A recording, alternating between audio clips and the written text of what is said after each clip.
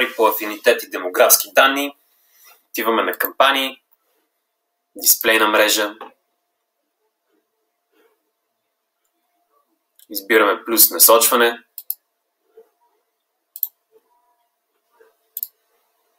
Избирате рекламна група.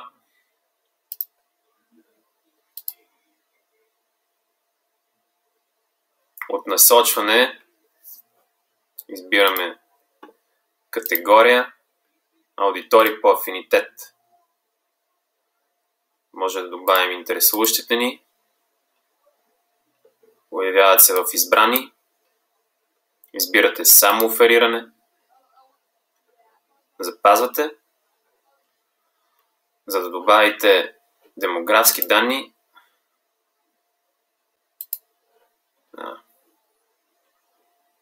добавяте на насочване, демографски данни, може да коригирате пол, възраст и състояние и запазвате.